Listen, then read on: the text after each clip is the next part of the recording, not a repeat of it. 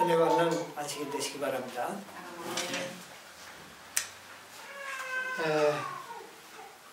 오늘은 또 전에와 같이 레위기 16장에 있는 말씀으로 우리 같이 은혜를 받도록 하겠습니다. 레위기 16장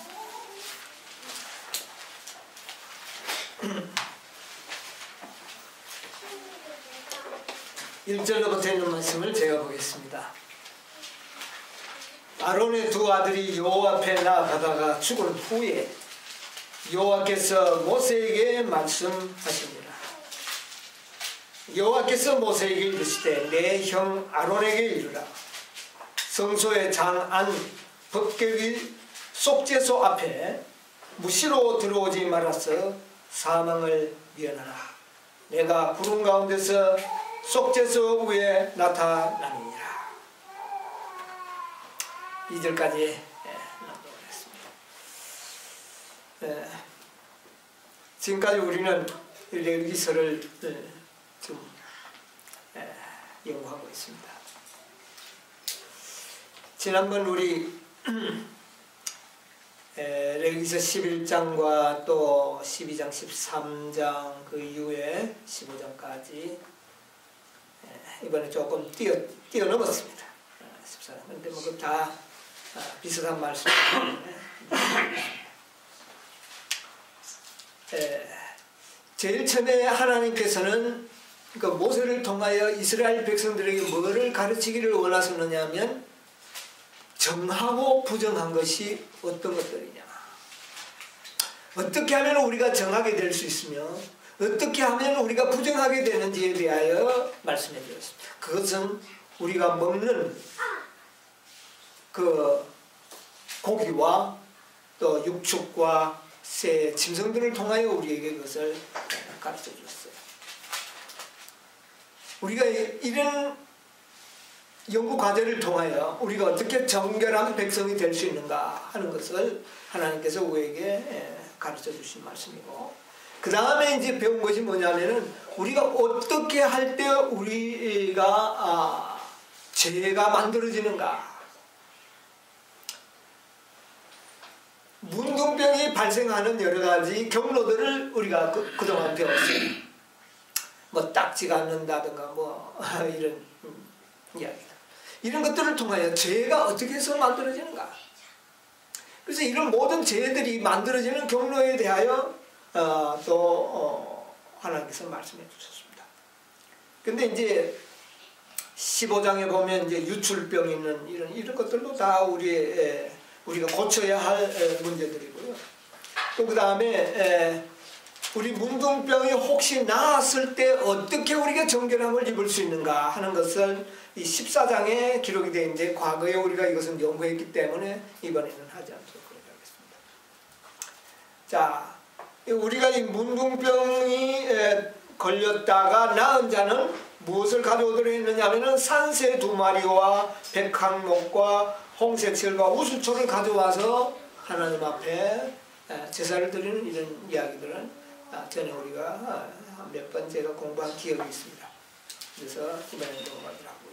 그래서 우리가 이런 죄를 어떻게 우리가 정결함을 입을 수 있는가 하는 것에 대해서 이제 이야기를 하고 있습니다. 근데 이제 16장에 와서는 궁극적으로 죄가 어떻게 하여 없어지는가, 죄가 어떻게 처리되는지에 대하여 하나님께서 가르쳐 주십니다. 죄가 어떻게 처리되는가? 여러분, 우리는 죄를 지었을 때 회개하고 속죄제를 드리고 뭐 이렇게 함으로 없어지지만, 그럼 그 죄가 결국 어떻게 되느냐? 이 죄 문제를 궁극적으로 구속의 경륜 속에서 우리에게 갖춰주는 구속의 경륜이 바로 이 16장에 들어있습니다. 죄가 어디에서 완전히 없어집니까? 우리가 지은 죄를 회개하면 그 죄는 용서를 받고, 그 죄는 잠시 동안 어디에 가서 머물러 있습니까? 그 휘장에. 휘장에. 그래서 죄가 완전히 없어져 버리고 도말되는 것이 아니라 그 죄가 성소 휘장에 머물러 있다고 하는 사실을 우리가 배우게 되죠. 예, 배우게 되는데, 그러면 이 죄가 과연 궁극적으로 완전히 도말되는 일은 어떤 경로를 통하여 이루어지는가를 이제 레위인들에게 하나님께서는 가르쳐 주기를 원했습니다. 그것을 가르쳐 주는 진리가 뭐냐면은 대속죄일입니다. 예. 그래서 이 16장에는 대속죄일의 모든 그 규칙들을 말씀하고 있어요. 그래서 우리는 이 대속죄일에 지성소에서 행해지는 모든 일들을 통하여 과연 내가 지은 모든 죄가 어떻게 도말되어 없어지는가에 대하여 우리가 아는 것이 필요하다는 것입니다. 그래서 하나님께서는 모세를 통하여 아론에게 이런 명령을 하는 것이죠. 그래서 1절에 뭐라 그러게 이야기합니까? 아론이 두 아들이 여호와 앞에 나아가다가 죽은 후에, 아론의 아들이 언제 죽었습니까? 네, 다른 불을 가지고 성소에 들어가다가 죽음을, 그것은 10장에 기록이 되어 있죠. 그런데 그것을 16장에 와서 다시 한번 하나님께서는 모세에게 또한 그것을 아론에게 이야기를 하십니다. 그러므로 이 성소에는 어떻게 하라는 말입니까? 성소에 들어가는 일은 매우 조심스럽게 경건하고 두려운 마음으로 행해야 할 것을 말씀해 주십니다. 왜냐하면 들어가다가 뭐 할 수도 있기 때문에 죽을 수도 있다고 하는 사실. 근데 그 다른 불이라는 것은 무엇을 말해요? 예, 그 다른 불은 글자 그대로 이미 하나님께서 번제단에 하늘로부터 내려온 불이 아니고, 이 아론의 아들들은 자기 마음대로 임의로 붙인 불을 가지고 들어가다가 그렇게 죽음을 당합니다. 그러므로 어쨌든 성소에는 하나님의 지시를 어기면서 들어가다가는 어떻게 된다는 말입니다. 생명을 잃을 수도 있다는 사실을 먼저 모세를 통해서, 또 아론에게, 또 레위인들에게, 결과적으로는 누구에게까지, 온 이스라엘 백성들에게 이 기별을 전하게 되는 거죠. 그러면 이것은 하나의 비유였고, 사실은 오늘날 이 기별은 누가 자세히 알아야 할 문제입니까? 오늘날 우리들입니다. 왜냐하면 셋째 천사는 우리를 어디로 들어가도록 인도하고 있죠? 지성소로. 네, 지성소로 인도합니다.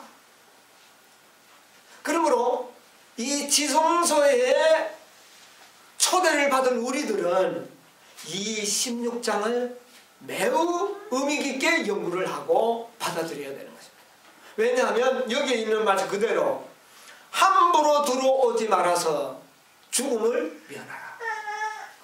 우리가 이곳에 들어가면 뭐 할 수도 있다는 말입니다. 죽을 수도 있다는 이야기입니다. 그러므로 우리가 어떤 사람들처럼 무조건 지성소로 들어가라, 들어가야 되는 것은 맞지만은 무시로 함부로 들어가는 것은 아닙니다. 어떤 경험을 통하여 들어가야 합니까? 죄를 없이. 네. 우리는 이곳에 들어가기 위해서 우리는 그리스도의 예비 기별이 있었는데, 그것이 뭐냐 하면은 첫째 천사와 둘째 천사의 기별을 통하여 준비된 사람들만이 어디로 들어가는 겁니다. 지성소로 들어가야 된다고 하는 이 진리를 깨닫게 되는 것이죠. 예. 그래서 여기 뭐라고 이야기했어요? 속죄소 앞에는 무시로 들어오지, 함부로 들어오지 말라는 거예요. 어느 날만 들어오도록 되어 있습니까? 대속죄 하루만 이곳에 들어오는 거예요. 예, 함부로, 대제사장이라 할지라도 이곳에는 함부로 들어올 수 없는 것이고, 들어오더라도 완전 자신을 정결케 한 후에만이 이곳에 어떻게 해요? 들어오도록, 그렇게 레위기 16장은 우리에게 이야기하고 있는 거죠. 그래서 우리가 레위기 16장을 잘 연구하면 어떤 사람들처럼 모든 어떤 죄인들도 다 지성소에 들어와야 용서가 있다, 이런 말을 하지 않게 됩니다. 왜냐하면 지성소는 함부로 들어오다가는 뭐 할 수도 있다? 예, 죽음을 면하라. 예, 이것을 오늘날 우리가 생각을 해야 되는 것입니다. 그런데 1844년부터 예수님 오시는 날까지는 사실은 여러 해가 걸리고 수많은 세월이 경과되고 있지만은 사실은 무슨 날입니까? 대속죄. 하루와 같은, 하루와 같은 그런 기념적인 그 날을 우리가 지금 현재 현실적으로 살아가고 있는데, 우리들에게는 모두가 다 어디로 들어오라는, 지성소로 들어오라는 부름을 받고 있습니다. 왜냐하면 예수님이 지금 현재는 어디에 계시기 때문에, 지성소에 계시기 때문에 이제 예수님께서는 지성소로 들어오라는 겁니다. 그래서 지성소로 들어가기 위해서는 부득불 우리는 어디를 먼저 거쳐야 합니까? 번제단을 거치고 또 첫째 간을 거쳐서 들어갈 수밖에. 그리고 그 거칠 때마다 그곳에 합당한 뭐를 하게 되는 겁니까? 믿음과 경험을 하게 되는 거예요. 이런 자들만이 이제 어디로 들어갑니까? 지성소에. 그런데 오늘 중요한 것은 이제 우리는 지성소 대속죄일에 살고 있다는 겁니다. 그러면 우리는 이제 어디에 들어갈 수 있는 특권이 주어졌어요? 지성소. 예, 이제는 무시로 들어가는 건 아닙니다. 들어갈 수 있는 특권은 있습니다. 그러나 뭐가 되어야 될까요? 준비가 되어야 된다는 사실. 이것을 우리가 생각하면서 이 레위기 16장을 우리가 연구한다면, 셋째 천사의 기별 속에 있는 이 모든 기별과 이 레위기서가 어떻게 조화를 이루고 있는지를 좀 우리가 선명하게 이해하는 데 도움이 될 것입니다. 자, 이제 보도록 하겠습니다. 그런데 이 대속죄일의 가장 중요한 그 결론적인 말씀은 어디에 기록되어 있느냐 하면은 16장 29절을 보세요. 너희는 영원히 이 규례를 지키지니다. 일곱째 달 곧 그 달 10일에 너희는 스스로 괴롭게 하고 아무 일도 하지 말되 본처인이든지 너희 중에 고루하는 고루민이든지 그리하라 그랬죠. 여기 가장 핵심적인 말이 무슨 말입니까? 그러니까 우리가 깊이 인식해야 될 말이 뭡니까? 스스로 스스로 해야 된다는 이야기예요. 우리가 이제 정결케 하는 일은 어떻게 해야 되는 겁니까? 스스로 해야 된다. 우리 스스로가 모든 것을 결정해야 돼. 이제 누구에게 어떤 의뢰를 받고 누구의 도움을 받는 게 아니라 이제는 누가 해야 되는 거예요? 스스로 해야 된다는 거예요. 우리가 정결하게 해야 되고, 이 대속죄일에 지성소에 합당한 사람이 되기 위해서는 스스로 모든 일을 해야 됩니다. 스스로 괴롭게 하고, 왜 즐겁게 하라고 말을 하지 않고 있습니다. 오늘 우리의 신앙생애가 나를 뭐 하는 것이 아니라는 말입니까? 나를 즐겁게 하기 위한 목적이 아닙니다. 어떤 면에서는 내 육신을 사실은 어떻게 하는 겁니까? 괴롭히는 것이에요. 내 습관과 싸워야 합니다. 습관대로 살면 참 편하죠. 그렇지 않습니까? 내가 배웠던 습관대로 살면 참 쉬워요. 그런데 우리는 지금 그런 시대가 아니고, 그런 날이 아니고, 자기를 괴롭게 하면서 악한 성향과 싸우면서 스스로 정결케 해야 하는 그런 때에 우리가 살고 있다는 것을 여기에 말하고 있어요. 그 다음에 30절에 보면 이날에 너희를 위하여, 그래서 하나님께서는 이날에 너희를 위하여 뭐 하리니? 속죄하여 너희를 정결케 하리니. 우리가 정결하게 되는 것이 아니라 이렇게 하면 하나님께서 우리를 어떻게 하겠다는 말입니다. 정결케 하겠다는 말입니다. 여러분, 내가 정결하게 되는 것이 아닙니다. 나는 스스로 괴롭게 하고 정말 죄의 성향과 싸우면서 내 자신을 괴롭게 하면 나를 정결케 해주시는 분은 누구예요? 예수님. 우리 하나님께서. 여호와께서 너희를 정결케 하리니 너희 모든 죄에서 너희가 여호와 앞에 어떻게 되리라? 정결하여 지리라.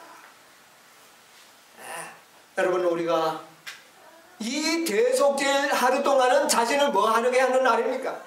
스스로 괴롭게 스스로 괴롭게 하며 정결을 위하여 노력하며 그렇게 지내는 시간으로 보내야 한다는 것을 기억하시기 바랍니다. 자, 그래서 결국은 하나님께서 우리를 어떻게 하느냐면 정결하게 하겠다는 것입니다. 그 정결은 뭐냐 하면은 죄가 어떻게 되는 것입니까? 도말되는 것입니다. 우리의 죄가 어디에 머물러 있는 것이 아니라 완전히 기록도 없애버리는 도말로 우리를 인도하시겠다 그렇게 했어요. 아멘. 그래서 이 16장에는 여기에는 대속죄일 하루에 이루어지는 사건입니다. 그러나 실제적인 대속죄일은 하루가 경과되는 것이 아니라 1844년부터 지금까지 계속 무슨 날이에요? 대속죄일. 이 긴 세월 속에 이루어지는 구속사적인 사건들을 우리는 생각해 볼 수가 있어요. 자, 그래서 3절을 이제 우리가 보면은, 자, 그러면 이제 아론은 대제사장이죠. 그럼 대제사장은 어떤 사람입니까? 백성들의 모본입니다. 아론이 하늘에서 뚝 떨어진 사람이 아니고 레위의 한 아들이죠. 레위의 한 아들입니다. 그러므로 이 아론은 우리와 똑같은 형제입니다. 그렇지만 그는 뭐가 되어야 돼요? 우리의 뭐가 되어야 돼요? 모본이 되어서 무슨 직분을 행할 수 있는 겁니다. 대제사장. 먼저 모본이 되어야 된다는 거예요. 그래서 그 아론은 어떤 백성들보다 먼저 이 경험을, 정결케 되는 경험을 해야 되는 것입니다. 자, 3절을 보겠습니다. 아론이 성소에 들어, 여기에 나오는 성소는 처책한 성소를 말하는 것이 아니라 지성소를 의미합니다. 3절에 나오는 거는요. 아론이 성소에 들어오려면 수송아지로 속죄 제물을 삼고 수양을 번제물로 삼고 거룩한 세마포 옷을 입으며 세마포 고이의 살을 입고 세마포 띠를 띠며 세마포 관을 쓸지니 이것들은 거룩한 옷이라 물로 몸을 씻고 입을 것이며. 자, 이 아론은 그 거룩한 속죄 속에 들어가기 위해서는 첫째 어떻게 해야 됩니까? 수송아지로 먼저 어떻게 해야 되고요? 속죄. 모든 죄를 어떻게 해야 합니까? 속죄하고 그 다음에 하나님 앞에 수양으로 번제물을 삼고 그 다음에 어떻게 해야 됩니까? 머리에서부터 발끝까지 모든 것이 무엇으로 입혀져야 합니까? 거룩한 거. 거룩한 세마포, 거룩한 띠, 거룩한 옷. 그래서 지성소에 들어가기 위해서는 어떻게 돼야 된단 말입니까? 거룩해야 된다는 말입니다. 네. 우리 이 지성소의 부름을 받은 백성들은 반드시 어떻게 돼야 돼요? 거룩해야 된다. 네. 그래서 이 아론으로 하여금 하나님께서는 완전한 모본으로 보여주십니다. 사실 아론의 직분은 누구의 직분을 상징한 겁니까? 예수님의 직분입니다. 그런데 예수님의 왜 속죄 제물이 필요합니까? 번제가 왜 필요합니까? 예. 그분도 이 땅에 오실 때는 죄인으로 오셨. 인간으로 오셨기 때문에 뭐가 되기 위해서? 모본이 되기 위해서. 예. 모본이 되기 위해서. 죄 있는 육신에 가지고 있다고 하소서. 죄 없는 거룩한 삶의 모본을 보이시기 위해서. 그래서 여기에서 이 3절 4절은 예수 그리스도와 우리가 한결같은 인간이 되셨다고는 성육신의 진리가 들어있는 것입니다. 그런데 예수님은 인간으로 오셨지만 그의 모든 생애가 거룩한 것으로 어떻게 해요?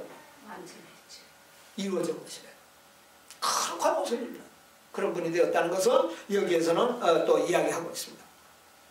그래서 이 아론의 모든 생애는 바로 예수님의 생애를 상징하고 있다는 것을 우리가 이해를 할 필요가 있어요. 예언신 가운데 보면 이런 말씀이 있습니다.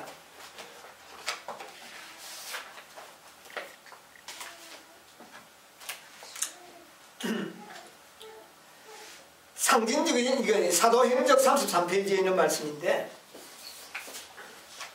상징적인 예식에서 대제사장이 그의 정장을 벗고 일반 제사장의 흰 세마포 옷을 입고 진무한 것처럼 그리스도께서도 왕복을 벗으시고 인성의 옷을 입으시고 제사장으로서 자신의 제물로 희생 제사를 드리셨다.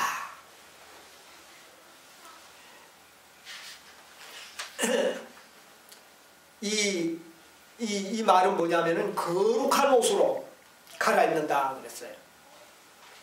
거룩한 옷으로 갈아입는다는 말의 의미가 뭐냐면은 예수님께서는 옷을 갈아입을 필요가 본래 있었습니까? 없었어요. 원래 그는 만왕의 왕이십니다. 그러나 우리 인간들을 위하여 자기 옷을 어떻게 합니까? 벗으시고 무슨 옷으로 갈아입습니까? 예, 인성으로 옷어서 거룩한 옷. 그러니까 대제사장에게는 두 벌의 옷이 있습니다. 정식 예복이 있습니다. 정식 예복. 그것은 뭐냐면은 여기 금으로 술을 넣고 뭐 이렇게 여러 가지 장식이 있는 이런 예복이 있고요. 그 다음에 또 어떤 복이 있느냐면은 세마포 거룩한 옷이 있습니다. 세마포 속옷이라고 합니다.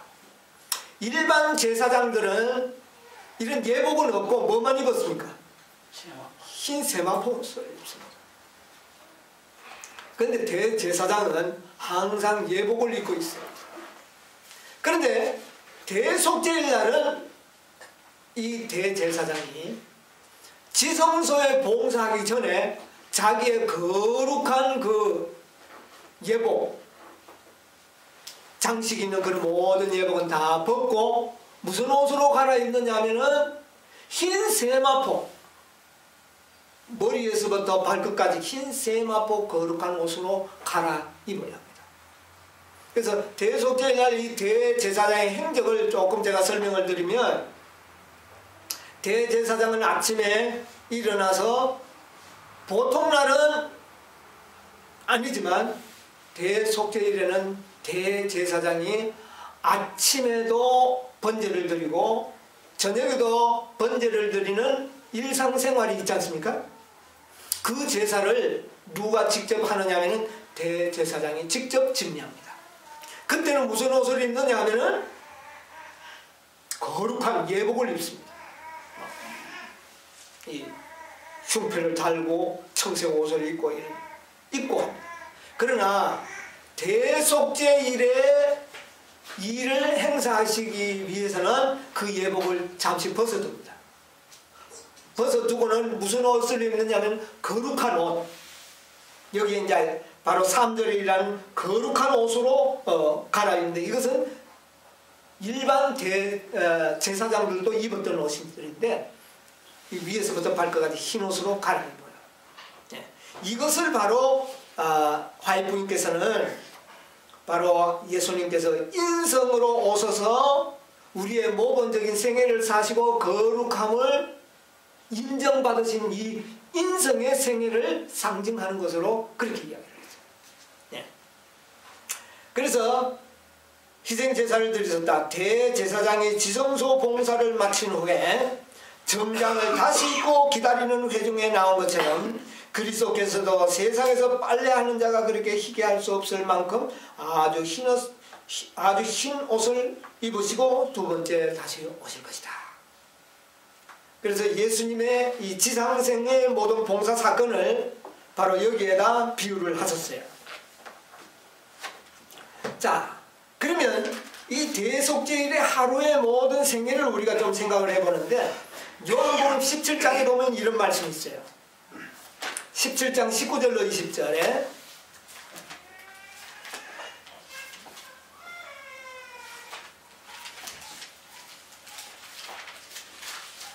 한번 읽어보세요. 또 저희를 위하여 내가 나를 거룩하게 하오니. 자, 누구를 위하여? 내가 나를 저희를 위하여. 저희를 위하여. 예수님께서 누구를 위하여? 우리를 우리를 위하여. 예, 읽으세요. 내가 나를 거룩하게 하오니 이는 저희도 진리로 거룩함을 얻게 하시고. 이게 뭡니까 하면 예수님이 우리의 뭐가 되신다는 말입니까? 모본. 완전한 모본을 보이기 위하여 오셨다는 말이에요. 예수님이 이 땅에 인성으로 오신 목적이 여기 있습니다. 그 다음에요. 내가 비옵는 것은 이 사람들만을 위함이 아니요 또 저희 말을 인하여 나를 믿는 사람들도 있고. 누구를 위해서도? 나를 우리들까지도. 예, 우리들까지도.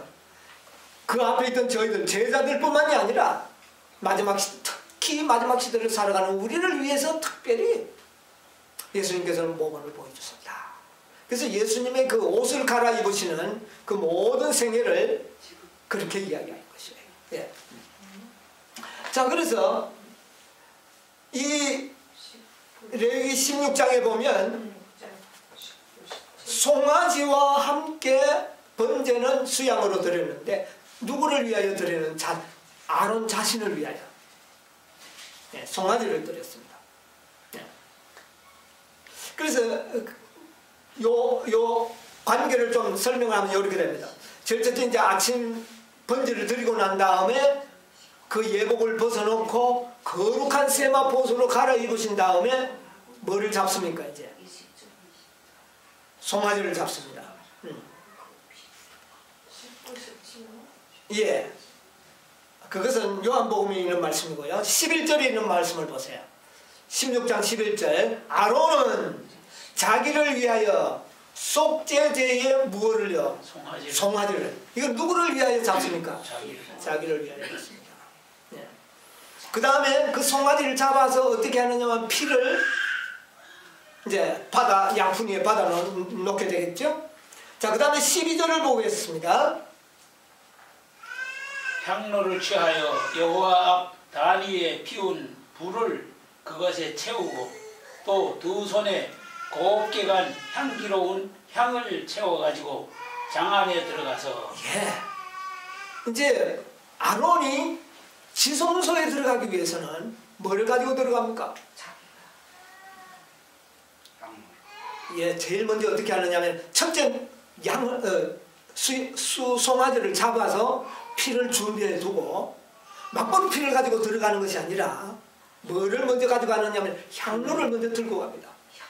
네, 향로에 불을 담고 그 위에 향가루를 듬뿍하고 그 다음에 또 여분의 향가루를 가지고 가서 그 지성소의 휘장을 이렇게 젖히고 그 안에 뭐를 놔두느냐면은 향로를 넣고 그게 향가루를 듬뿍 담아 놓습니다. 그러려면 그 지성소가 어떻게 될까요? 향기와 연기로 가득해 됩니다. 이것은 왜 그러냐면 그 안에 있는 세키나의 영광이 너무나 두렵기 때문에 그것을 감당할 수가 없어요. 그래서 뭐로 좀 가리는 겁니다. 연기로 좀 가리고 난 다음에 그 다음에 나와서 이제 뭐를 가져가느냐 하면은 준비해 놓았던 수송아지의 피를 가지고 들어갑니다. 예, 수송아지의 피를 가지고 들어가서 어디에 뿌리느냐 하면은 이런 속죄소 위에 뿌리고 또 그 앞에 7번 뿌리는. 이렇게 함으로 아론 자신을 위한 속죄, 예, 자기 권속을 위하여 속죄를 하는 이런 예식을 먼저 행하게 됩니다. 자, 그 다음에 15절을 보겠습니다. 또 백성을 위한 속죄제 염소를 잡아 그 피를 가지고 장 안에 들어가서 그 수송아지 피로 행함과 같이 그 피를 행하여 속죄소 위와 속죄소 앞에 뿌리지.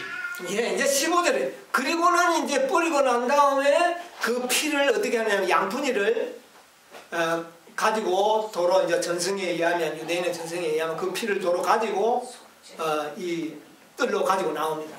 나오고 난 다음에 뭐를 잡습니까? 염소를 잡아요. 그날에 대속죄는 2마리의 염소를 구별합니다. 하나는 여호와를 위하여, 하나는 아사셀을 위하여. 그런데 여호와를 위하여 제비 뽑힌 염소를 그 시간에 이제 잡습니다. 잡아서 그 피를 가지고 어디에 들어갑니까? 이제 지성소에 들어갑니다. 야, 자 거기에 그 말이 이제 이야기에 이제 나오는 거예요.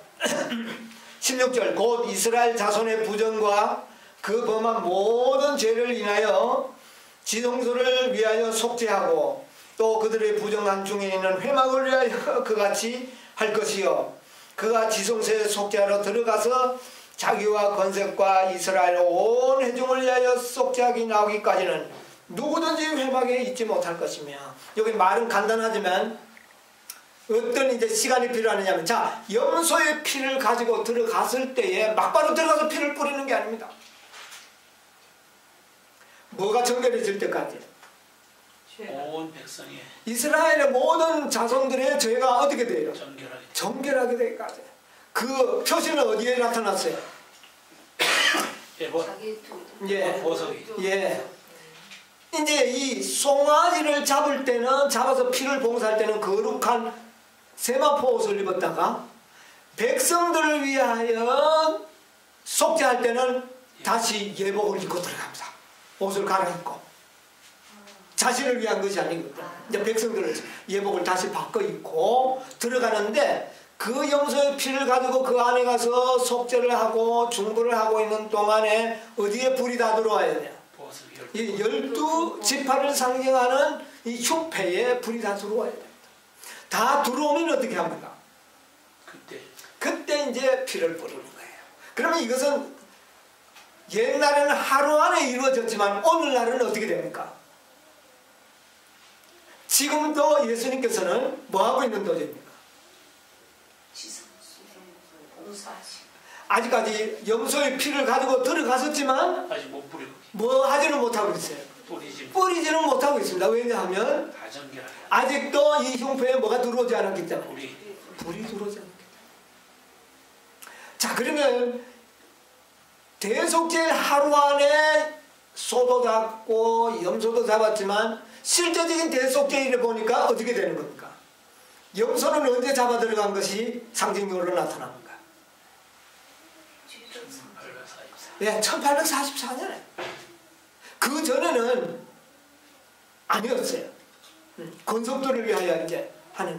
이제 1844년에 비로소 염소의 피를 상징하는 예수님, 뭐 염소나 송아지나 다 사실은 그 제물의 피는 다 누구를 상징합니까? 예수 그리스도를 상징하죠. 그러나 1844년부터는 예수님께서는 어떤 피입니까? 이제는 염소의 피가 됩니다. 염소의 피를 가지고 지금 이제 중보를 하고 계시는데 모든 백성들이 뭐 하기까지? 정결하기까지 아직까지 피를 뿌리지는 못하고 있는 거죠. 지금 우리가 그런 시점에 우리가 살고 있는 겁니다. 근데 양의 피가 정결하겠지 그 염소의 피가 예. 그래서 대속죄일에는 평소에 같으면 우리의 상식으로는 염소보다는 양이 더 좋을 것 같지만은 하나님께서는 양이 아닌 염소의 피를 가지고 들어갔었어요. 예. 자, 그것을 공부하기 전에 우리는 먼저 마태복음 25장에 보면 우리 집사님이 궁금하게 여기시던 의아스러운 점이 거기에 기록되어 있습니다. 25장 32절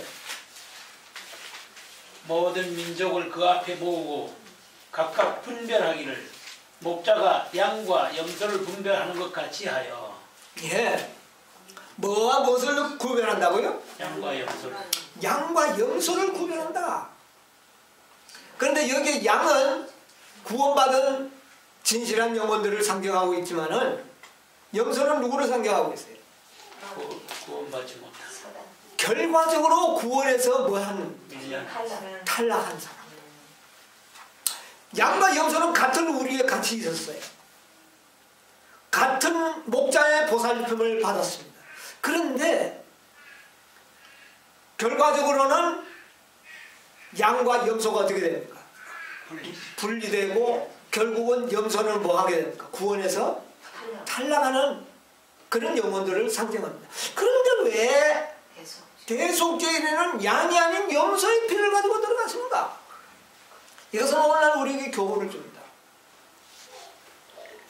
그런데 우리나라는 뭐 목장이 별로 없으니까 우리가 이 사실을 이해하기가 좀 어렵겠지만은 저 중동이나 이런 양을 많이 먹이는 그런 곳에 가면 뭐를 발견하게 되느냐면은 염소는 목자의 말을 잘 듣지는 않지만 제대로 길들여지게 되기만 하면 이 염소는 양들을 인도하는 지도자가 됩니다. 네. 그래서 이 염소는 양보다 확실히 지혜로운 동물이에요. 그래서 이 염소가 목자를 통하여 제대로 길만 잘 들어진다면 그 염소는 양들을 인도하는, 목자 대신에 양들을 인도하는 리더가 되는 거예요. 지도자가 되는 거예요. 그래서 큰 목장에는 반드시 잘 길들여진 염소를 키우게 되는 겁니다. 그러면 이 염소는 스스로 물을 찾아 갈 수도 있고, 스스로 먹이를 찾아 갈 수도 있고, 스스로 그들은 집을 찾아 우리를 들어올 수도 있습니다. 그러나 양은 어떻습니까? 양은 그렇게 할 지능이 없어요. 그러므로 이 유능한 목자들은 반드시 이런 지혜롭고 길들여진 염소들을 목장에 두게 되는 거예요. 그런데 그렇게 많지는 않죠. 이런 염소를 통하여 양들을 아주 안전하게 인도하고 오히려 양들을 보호하는 역할을 염소가 맡게 되는 겁니다. 그러면 염소가 필요합니까? 안 합니까? 아주 필요한 거죠. 대속제일은 이 양은 순결은 표상하지만 지혜는 없는 동물입니다. 그래서 이 염소는 마지막 대속제일에 바로 14만 4천인들을 상징하는 짐승이 아닌가 그렇게 생각을 합니다.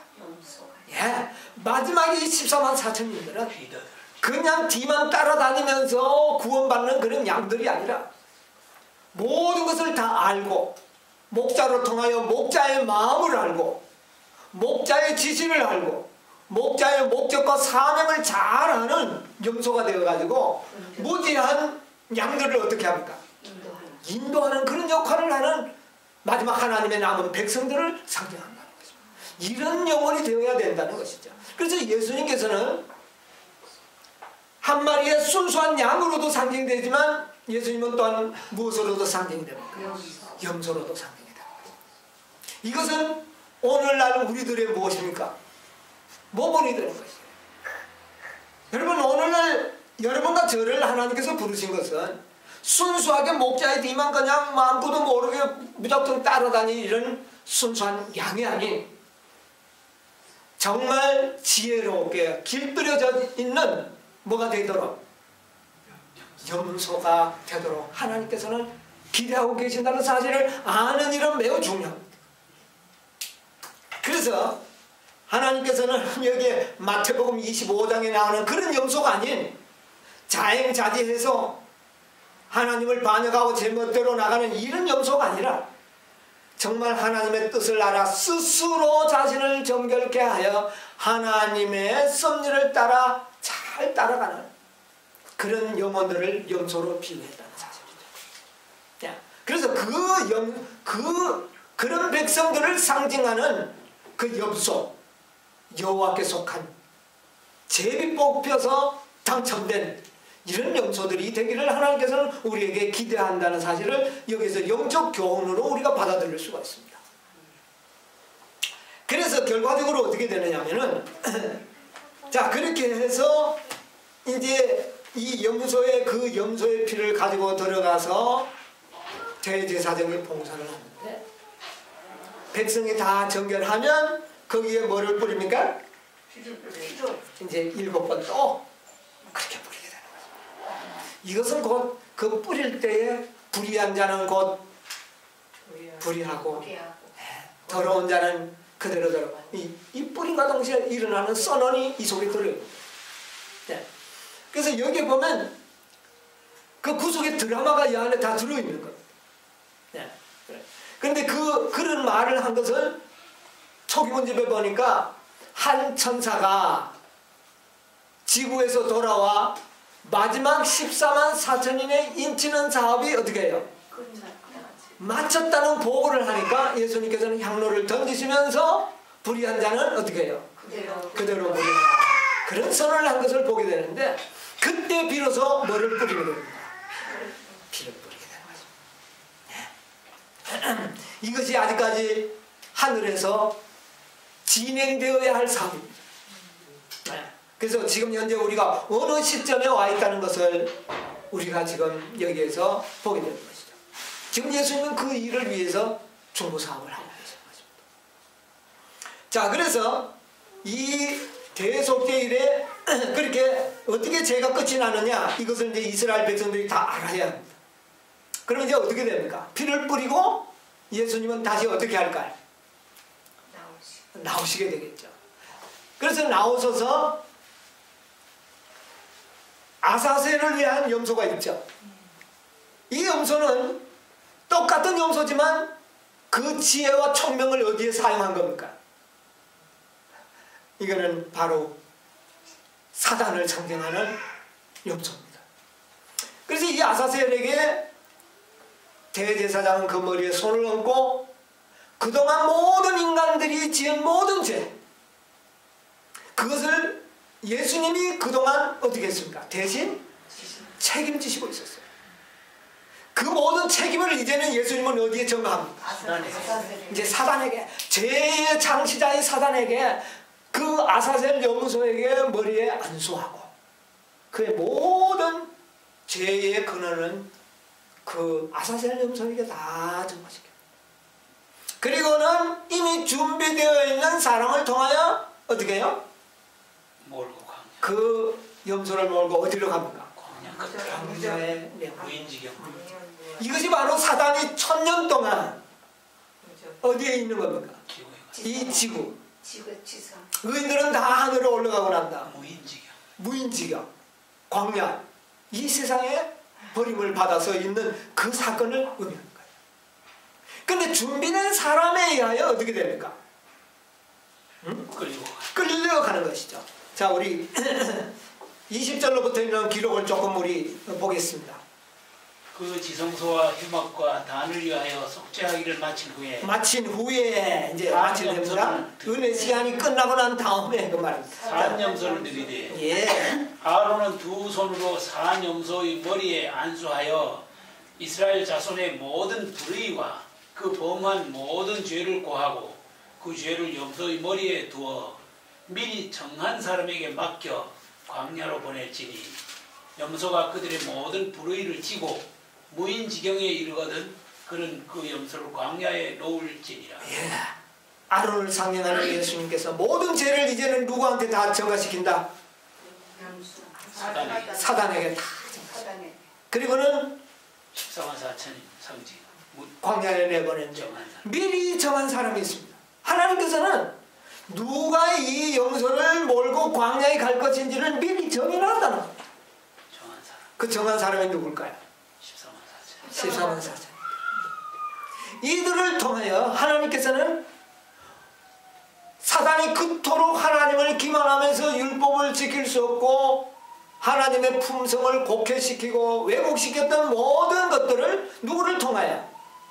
14만 4천인을 통하여 완전히 회복시키고 온 천하 만민에게 증인으로서 나타나게 될 때에 그들에 의하여 이 염소는 어디에 버림을 받는 겁니까?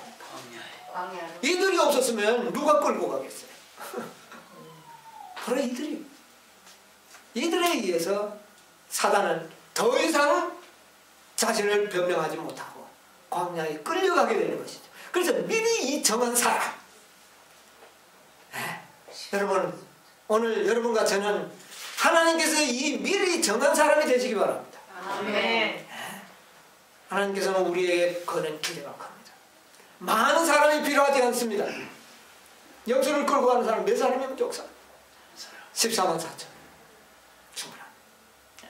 하나님께서는 이런 일을 계획해서 놓으셨다는 거죠. 그래서 결국은 이 아사셀 염소가 광야에서 방황하다가 언제 이제 죽습니까? 1000년 후에. 천년 후에 완전히 죽습니다.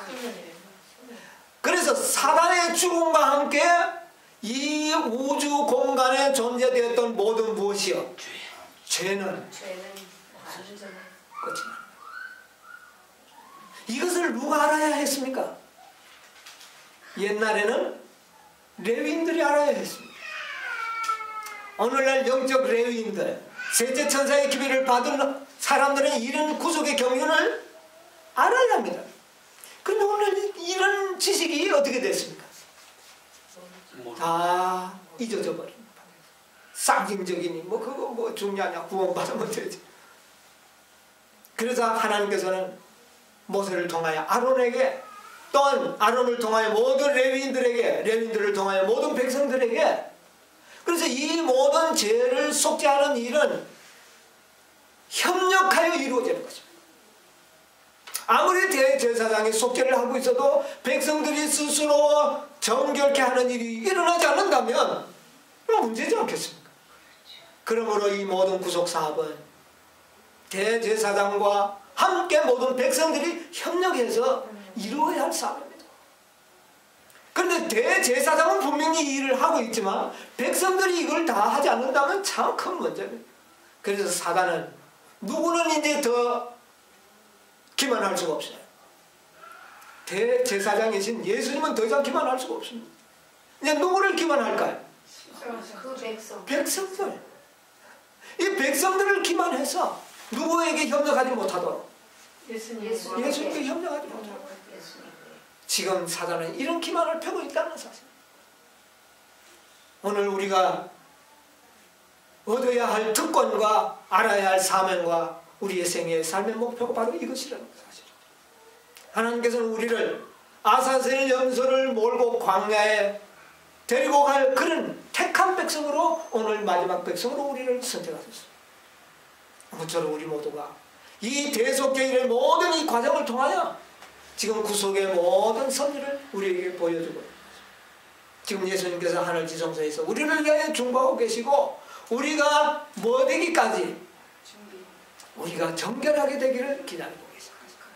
그러나 이 정결이 마지막 14만 4천인의 수요가 찰 때 예수님께서는 향로를 던지시고 모든 일을 끝내시고, 그 다음에 모든 일은 아주 순서적으로 척척척척 이루어져 갈 것입니다. 좀 지연되고 이런 이유는 바로 누구 때문입니까? 백성들 때문에. 백성들의 사명이, 백성들이 이루어야 할 그 지점이 이루어지지 않기 때문에 재림이 지체되는 것뿐입니다. 이것만 이루어지면 예수님의 재림은 신속하게 우리에게 이르러 갔습니다. 우리는 이와 같은 매우 위기 일발적인 그런 시간에 우리가 살고 있다는 사실을 우리가 생각하면서 정말 우리 모두가 스스로를 정결케 해서 지혜로운 염소들로, 구원받은 염소들로 상징되는 그런 백성들이 되시기를 간절히 바랍니다.